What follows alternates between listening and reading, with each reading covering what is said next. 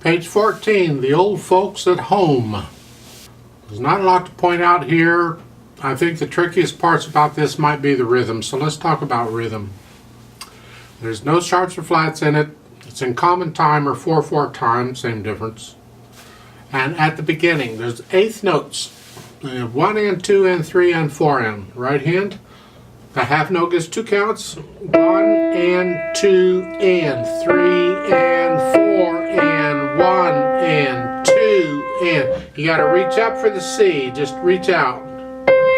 Learn to do that without looking at the keyboard. Just figure out what that feels like from letter to letter, C to C or D to D or E to E, whatever. Just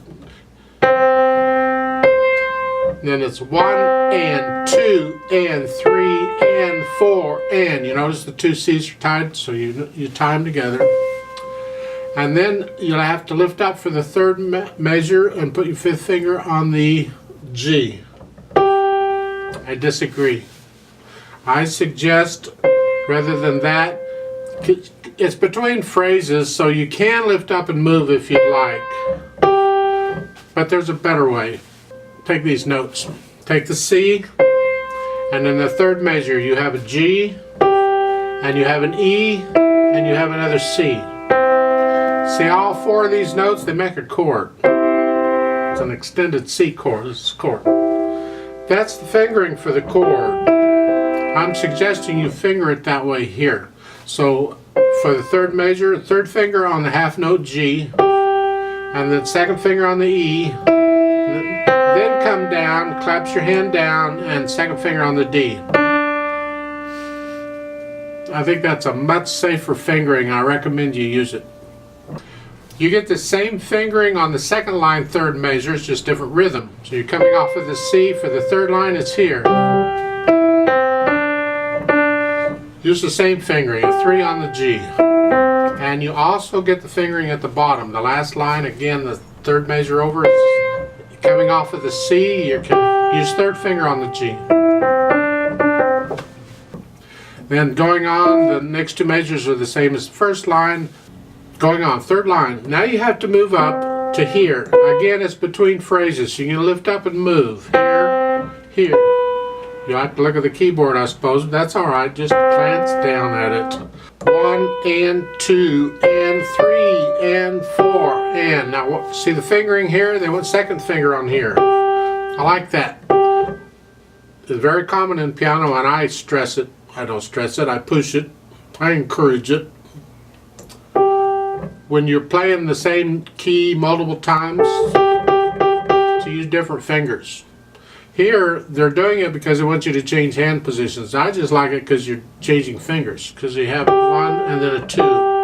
And again, you need to learn to do this without looking at the keyboard. So it's the second measure is here, 1 and 2. And then you can get the rest of that, I think. Last line, you're back down here. But it's the end of a phrase at the end of the last line, so you just lift up and move. So it's 1, and then it's the same as it was at the beginning. Left hand has accompaniment, so you keep the left hand soft. We want to hear the melody, and that's in the right hand. So we're just going to keep it soft. Put my hand in that position, and I gently drop the hand down. For the second measure, you got to move the thumb up, so it's a 2-1 on that. And then back down. Then in the second line, last measure, look at this. We have 2 voices going on. You have a whole note G. You're going to hold down the full 4 counts. And while you're holding it down, you're going to play this other voice. It's an F, and then the others. You see the stems going down, it's a different voice. So it's 1 and 2 and 3 and 4 and. So you put the voices together, it's that. 1 and.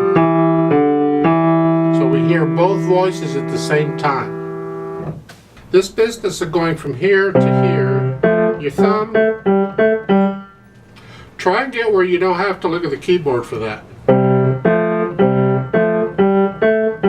Take a look at the third line down, the last 2 measures. You're here, and then here. So it's just lift up and move. We're listening to the right hand. That's the melody. That's what we want to hear. So it's okay. okay to have a little silence in there. You don't have to connect them.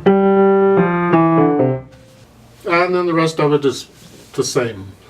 Now, there's a repeat sign at the end of the second line, so we're going to play the first two lines twice. That's why there's two sets of words. And there's something I need to point out because I'd like you to understand what's going on in the music. That is the second line, third measure over. You see on the last eighth note in the measure, there's parentheses. They have a purpose. And that purpose is that you may or may not play that D. You might play two eighth note Ds that they're at the end, or you might play one quarter note D. And that is based on the words. If it's the first time you're playing it and you're doing the first verse, then you play a quarter note D. Because it goes with the words. But the second verse, when you're doing it, you see there's a word for each of those eighth notes. So you have to play both of them. And that's why those parentheses are there. Now we'll do that in the play with me. Now, when we do the play with me, the first time we play a quarter note.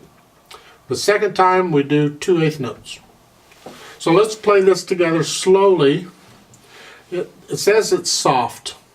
That's the melody that's soft. I'll leave that up to you. That's a suggestion. This is just a nice gentle piece. So give us 4 counts. Let's try it out. You're in C position here.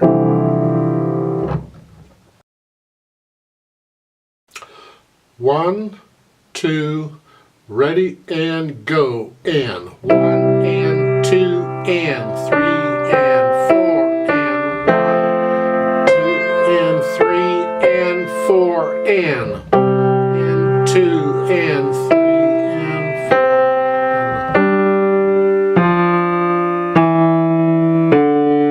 1 and 2 and 3.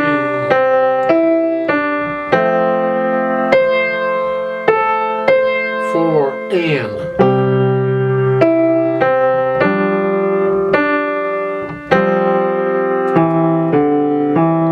repeat.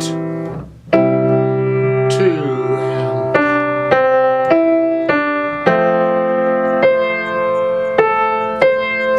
and 2 and 2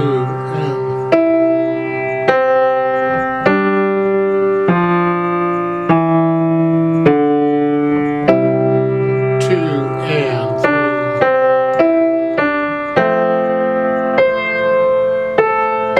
3 and